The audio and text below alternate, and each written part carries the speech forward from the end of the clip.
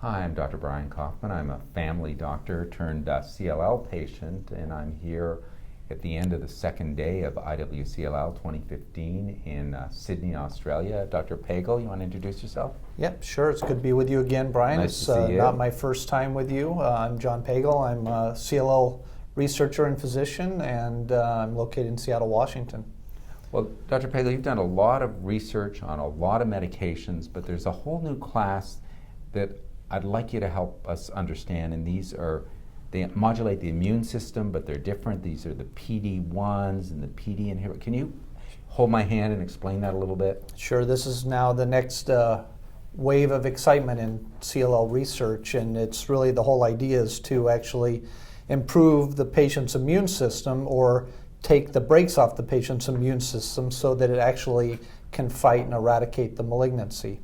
So it's really an immune-mediated wave of excitement. So And I'm going to stop you there because really the only way we've ever been able to cure CLL is through transplants, which you're an expert in. And that's the ultimate immunotherapy is allogeneic stem cell transplant, taking someone else's immune system and replacing the patient's immune system, replacing that defective immune system with a healthy one that eradicates the malignancy. But a high morbidity and a significant mortality with that. So we're looking for other ways to do it. And in fact, we're doing so few transplants now because of the morbidity that goes with it, and now we have all these fabulous new drugs, including new drugs that actually stimulate the immune system. And you mentioned some of those. They're actually antibodies or biologic therapies that are actually targeting in particular receptors on the surface of an immune system cell known as the T cell, and that target is PD-1, or even a target that's on the surface of the CLL cell, which is PD-L1. And the PD-L1 on the CLL cell is been well shown to interact with this molecule on our immune system cells, T cells, PD-1. And that interaction actually turns those T cells off. It actually puts the brakes on the immune system. So, and I've heard this before, that the CLL cells are very good at kind of being subterfuge, being hidden and putting the rest of the immune system asleep so that they can go about their business proliferating and causing no good. So we need to do tricks to actually make the immune system believe that that CLL, again, shouldn't be there. That CLL has been very tricky in making that immune system or those T cells in this discussion exhausted, where they actually can't do their job, which is to fight the malignancy. So what we're talking about now are ways to actually stimulate the immune system, stimulate the T cells so that they can actually now no longer be exhausted. They can actually be activated toward those CLL cells.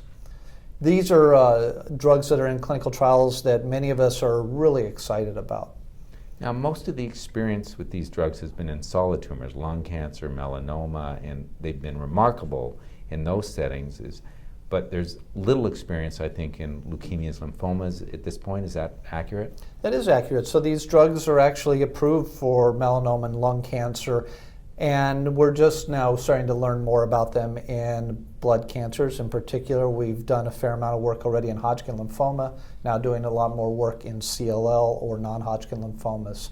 And probably the simple reason for that is that these drugs are driven by pharmaceutical companies that have priorities and have resources that might be limited.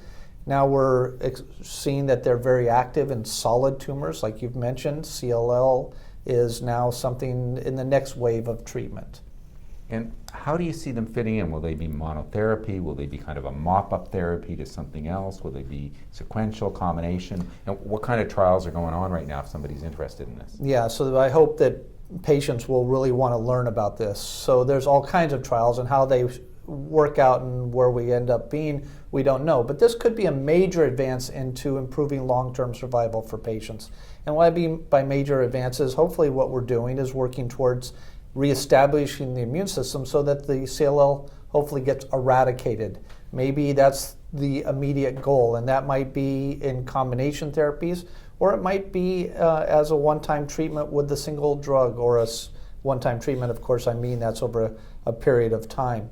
There are a lot of trials looking at this. The newer agents, as well as the ones already approved in combination.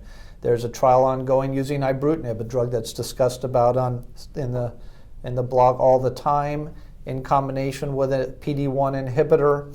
There are new generation of ibrutinib drugs, including a drug known as ACP-196 that I know you're very familiar with here, and that's also being looked at in that combination. And of course, those drugs are looked at in combination with standard chemotherapeutic regimens and antibody treatments. So really, we're just in the infancy stage of trying to figure out where this is all going to go. So what about the downside to this? All these drugs, it sounds to me, if you're taking the brakes off the immune system, there might be more autoimmune issues, there may be other issues. What are you seeing? I guess you have more experience in the solid tumors with this, but how does that inform what's happening in the blood cancers? Yeah, of course, that's a major concern, that what you're going to do is not only unleash the immune system towards the CLL, but it might be unleashed towards your normal tissues.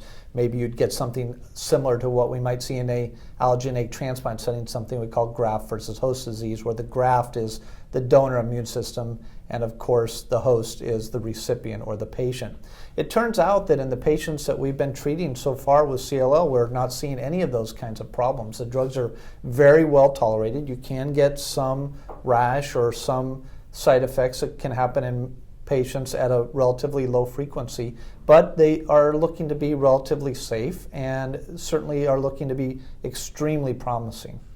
And there's trials open now for people. Yeah, and of course I would encourage people to talk to their doctor about that, right? Or be your own advocate and go to clinicaltrials.gov, find out what's available in your backyard or somewhere else in the country, and find a way that you can figure out if that's a right trial for you or not.